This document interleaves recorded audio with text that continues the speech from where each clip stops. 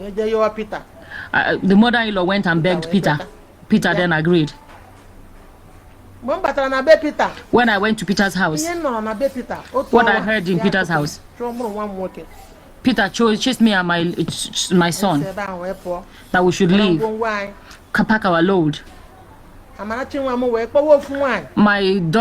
Amarachi called one woman that Amarachi is her sister, her twin sister, and begged the woman to help her to bring their mother, to help her to collect her mother. Anywhere she can help them put her mother, she should help her. A Delta woman. The Delta woman ran and came and took us to her house. We stayed there. We're going for my treatment. Stayed there for 2 months. And then came back. Since then, my husband got married to Peter. This is not. If this is how marriage is done, it's better my daughter didn't marry. If this is what marriage is, Peter's style is the type of marriage. The worst part is that I said my daughter will be going dead or alive. But today, it is in death. By death, my daughter died. My daughter was unwell in January. She was unwell for a while and then it got better. She got okay. She got better. And February, it happened again and then stopped. They're going and checking everything. They're going to lab and going to different things. They couldn't find anything. Everywhere they went, they couldn't find anything. But today that I'm hearing that Peter said that my child had cancer. But Peter himself said that they could not find anything. My child also said that they couldn't find anything. On Wednesday, I spoke with her. We spoke together. She said, "Mama, it's enough. It's just small headache that she had." What I saw is too much, but judgment is in God's hands. The one that sees the front and sees the back. I knew my daughter was suffering and she was still making money. Peter had no job. That one doesn't pay me. My daughter was going with a clean heart. He will still beat her. On top of that, insult her, curse her. On top of that, do things that are unthinkable to her. My daughter was enduring. I said to my child, "This man will kill you." He said it. She said, "I have decided that I will stay married. He would change." And I told my daughter, I don't think he would change. I don't know if he would change. And then yesterday,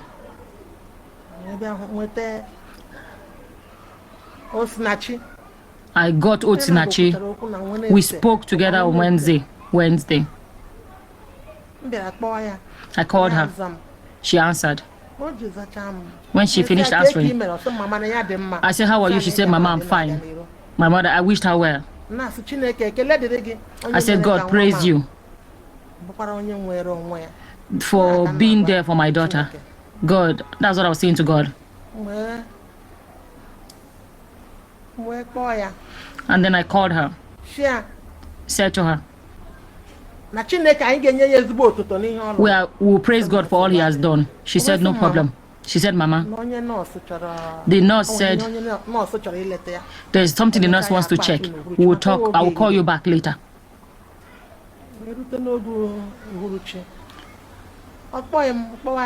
Then she didn't call me, and then I called her. I called and called. She didn't answer. At night, I called her. She didn't answer. Then I called her man. I asked her, "Have your twins? Have you called her?" She said, "No." I told her that she said she was going to call me, but she didn't call me. What Peter did to my child, I can't finish saying it. It's only God that created heaven and the earth that knows what he did to my child. That day he called me. when Peter called me around 8 at night. But my daughter died, my child died in the morning. People that told me that my child was dead, sorry. One Igbo woman that she was very close to was who told me that my child died. She said she told her to cook for her. The woman cooked for her and took the food and going. She went there and Osinachi was no longer where she used to be. This man called me around 8 o'clock. But that day that I heard that Osinachi died, I called him, he didn't answer. I called and called and called, he didn't answer. Around that 8, he called. He used Osinachi's number to call. I answered. I asked, how are you guys? He said, they are fine. I said, what about children? He said, they are fine. I said, what about Osinachi? And he said, Osinachi left in the afternoon. I said, where did she go? He said, she died. I said, Osinachi? Oh, the thing you said, you have done it. You said if she doesn't go alive, she's going to go dead. God will judge this matter. Her sister went to look for her, to go and see her when she was unwell. He refused to let her come into hospital. When her brother died, her brother is in Abuja. The brother went to check on her. He chased him. My child was begging her that let him come and see the sister. I refused. He says, please, since the children are young, let people come and help you with the children. He said, did I tell you the children are too heavy for me? I didn't tell you guys that I can't look after them. I know how I look at. He said he knows how he looks after them.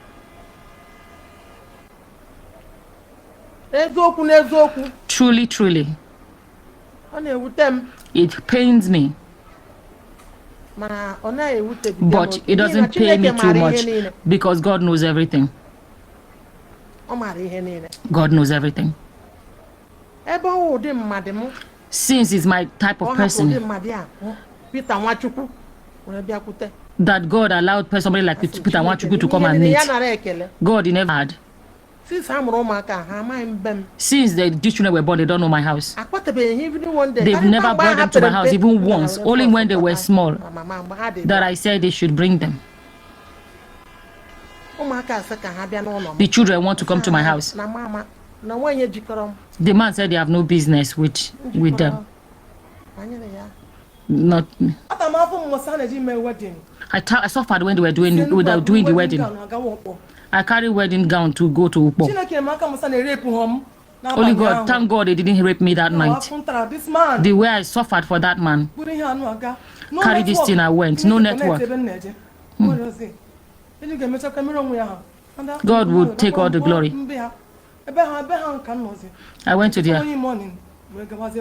I went to somebody helped me pick me up and they stayed in the house. The next day I went to the wedding. First issue. Everything was done. First issue that we had. I went to office, we went to a training. My sister called me. Said, please look, Peter wants to kill her and her children. That was when she had one child. And the second one, they were small. He wants to kill them. And then I was coming from Enugu. I told my mother, see what's happening. With my money. I went to Abuja and brought Osinachi home. I paid for Osinachi and paid for myself. And they stayed a year plus. After he came to plead, he came with two people. Pastor Tony that I used to be with Pastor Neche. He's no longer there. Another person. And another person. I know how much they blamed him. Then my father was still alive. After everything was settled. That was gone. Then after that one, I went. Everything kept on going. My sister kept on going through this. She had the first child. My mother didn't go for Omugwo. Peter didn't let her come. Even the second one, my mother didn't go for Omugwo. Peter didn't let her go for Omugwo. Mother did not get to gain what a mother gains from her child. Her Had the third one, my mother didn't go for Mugwa. Had the fourth one, my mother didn't go for Mugwa. 4 children Osinachi had. 3 boys. And a girl. And a girl. I got Omugwa. He didn't go for any Omugwa. Peter was strong enough or hard-hearted enough. I denied my mother her rights as a woman that had a child. My mother was Osinachi on the phone. My mother was in the village and called Osinachi on the phone. Peter picked the phone. Peter's my mother. And Peter, I will never forget what he said. He said he's Ochinazi's mother, and he said, "Who is Mama Osinachi?"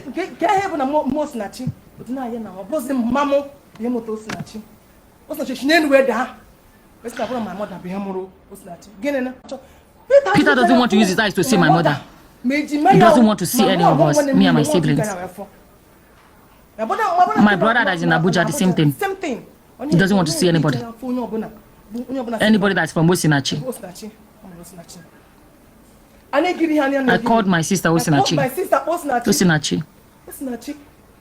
You guys, you are not fighting with Peter, but go your separate ways. Just go your separate ways. My sister is someone of peace. Osinachi is a peaceful person. If instead of anything to cause between you and her, she will just let you keep it.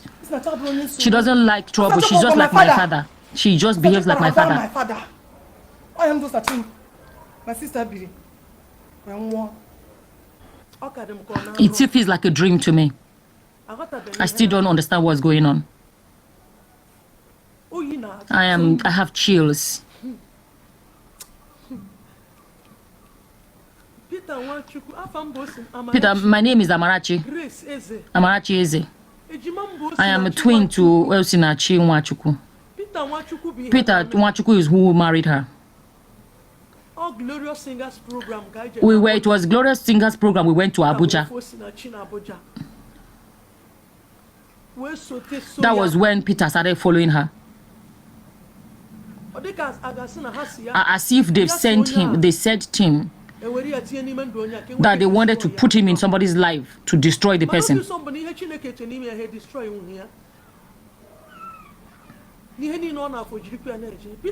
Nwachukwu, when he saw us, he took my number and started calling. Osinachi refused. Peter kept on calling my phone that I should talk to my sister to agree for him. When she said that, I said, not me. It's left to you. And I said to Osinachi, I don't understand this man. I don't understand him. I don't understand him. It's left to you. Everything scattered. After a while, the man came. What he did at last was, I don't know what happened at last. The next thing, him and Osinachi started relating.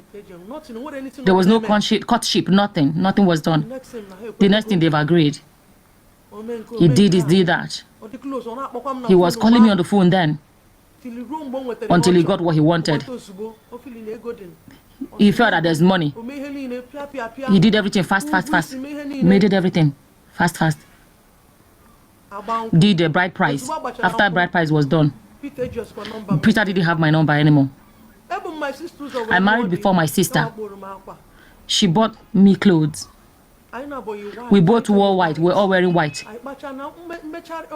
I said, after you've done for me, I'm going to do for you. But when the time came, the husband didn't agree. It was my husband that kept on consoling me. I didn't know that this kind of a thing will ever happen to me in this life. I was supposed to be my sister's bridesmaid, but my husband said it cannot be me, rather be somebody else. The day that the wedding was to be done on a Saturday, I went with them to Ubo. And we didn't know the church. One small room like that was where it was done. My husband kept on consoling me. I was crying. I was looking at my sister. I was crying. After a while, I was in one corner. My husband kept on consoling me. And then we left. After that, it all started. If I call my sister, he wouldn't let her answer. until when I was pregnant with my first child. Osinachi was pregnant with her first child. She was unwell. She came to Redeemer Hospital that is opposite in Enugu here. That was where Osinachi came. That was where she was coming. She came there and stayed around 12 o'clock, middle of the night. Peter took my sister. My sister, and they called me that they don't know why this man came and collected her at night. The thing pained me early morning. I took my little child and my brother Elijah. We went together. We went to the house of Prince Nwachukwu. We said, Peter came out, come out. Peter refused to come out. I was knocking at the gate and security said I should leave Peter. I should leave him, that man, his life is somehow, I should leave him. And I said, no, he can't kill my sister, he should come out.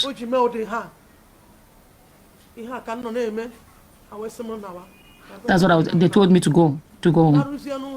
I got home. There was nothing else I could do apart from pray for my sister. God did it. God had mercy. That is why every time I call Hope now, she doesn't answer. Peter doesn't let her pick. Peter took her and moved to Abuja. And then she had the child. They didn't tell me. I didn't know anything. Everything kept on going. I kept on enduring.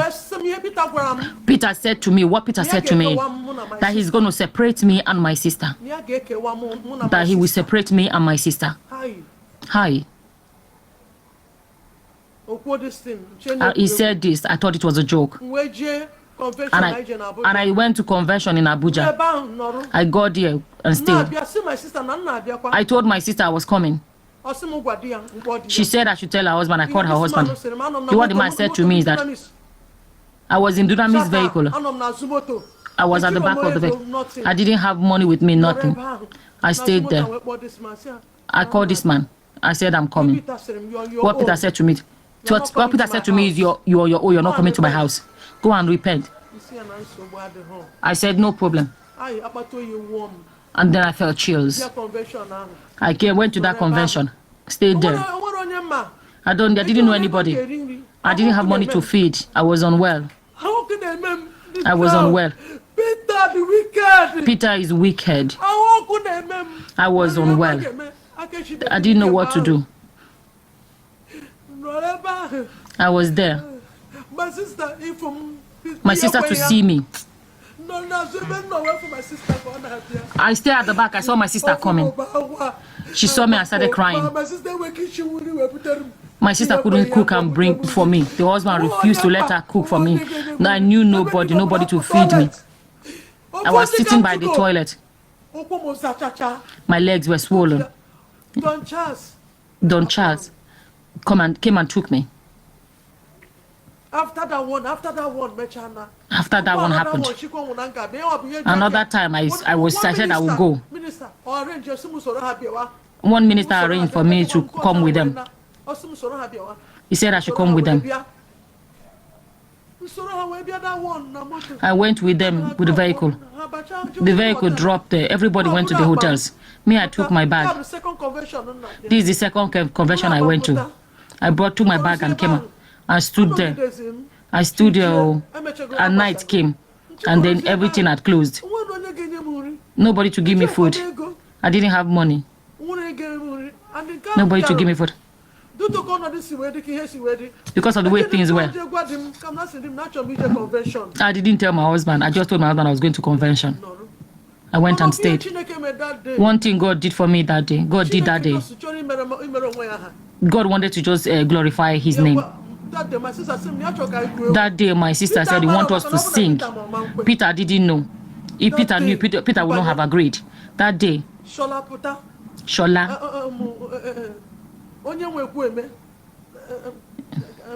the owner of Ekweme, and said to me, and this person came and said to me, Mama, be strong. He said, and I said, I'm not afraid. I got ready. I said, no, I'm not afraid. I said, I'm not afraid. And then he called us. I looked at my sister was scared. My sister came and started crying. She was crying because both of us stood and sang. Because my sister, Peter said it will never happen in this life.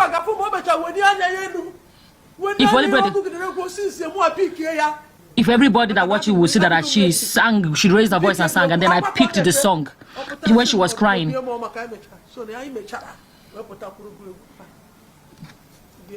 Eventually we sang together. And the song was viral. That was when I got ready, whatever I was going to do. I got ready, I went to where I said I was going to carry 100 seats. My tummy was hurting. I had no food to eat, nobody to give me food to eat. The chair where I was sitting, this is the second time. Where the ministers were, I went there and took one chair and sat down. Early morning, they were going to the new site.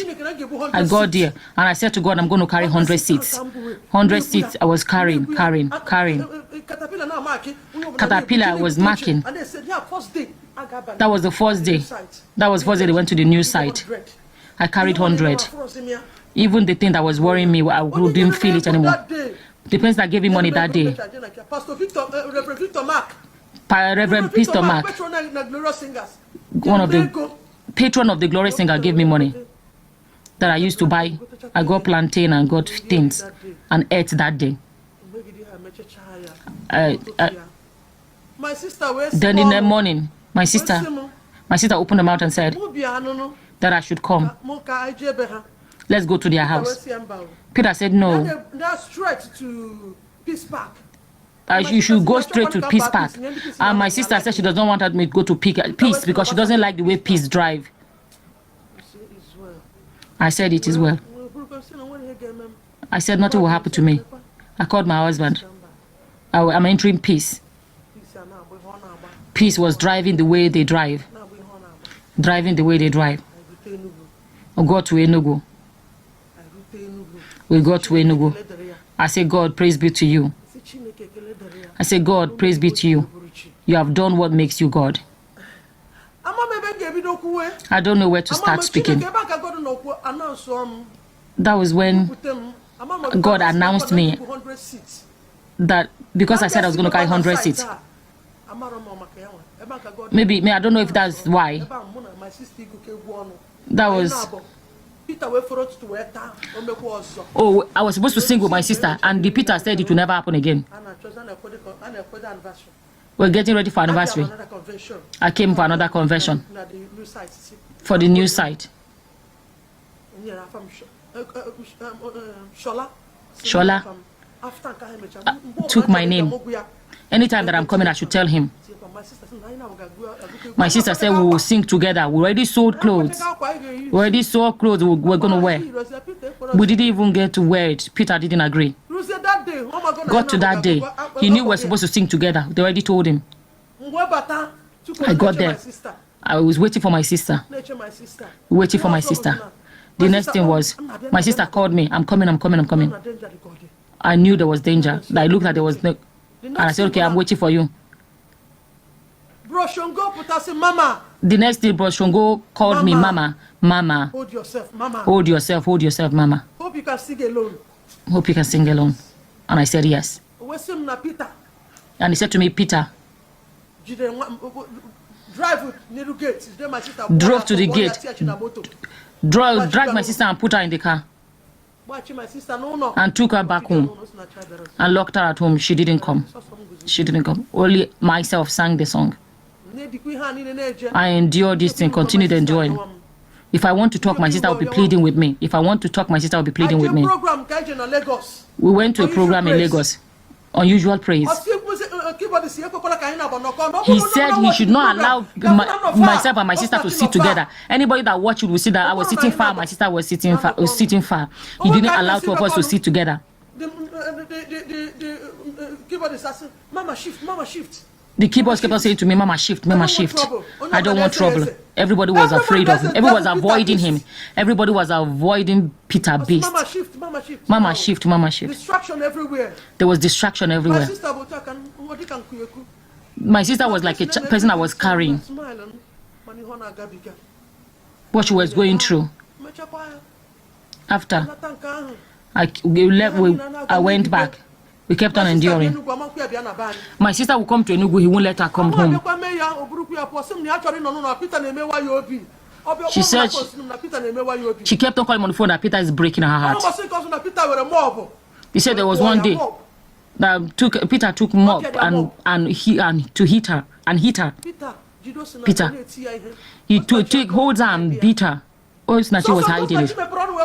The one the Osinachi opened mouth and told me when she had her last child that he chased her out with the little child he had in her hand, and it was her son that gave her cloth to cover because she was cold outside with the baby she had with her. It was the child, her son, that gave her something to cover.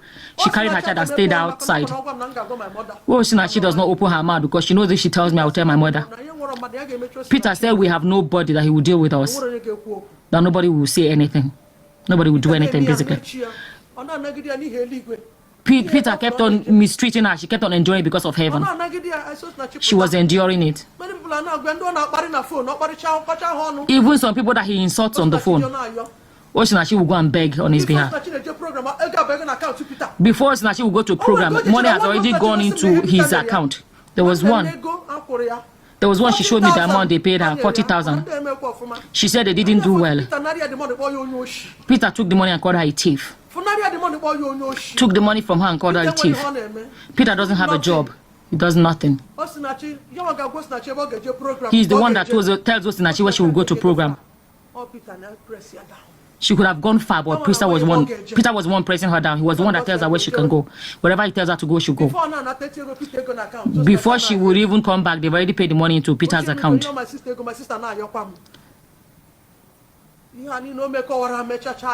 Everything he did.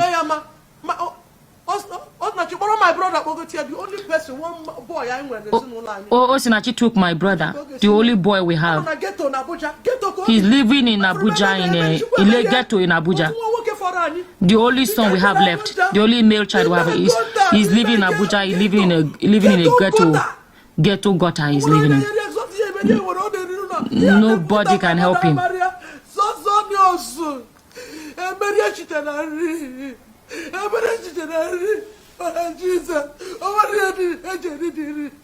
Nothing to eat. Nothing to eat. I told him it is well. He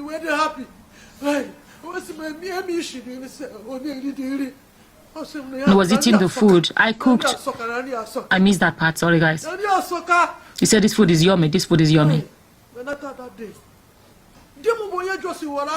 My husband was the one that decided at night I should go see my sister. He paid for my flight at night. In the morning I left. Once I stepped foot in Abuja, when I got there, Peter was yelling and giving out to me, yelling at me. You come into my house without telling me.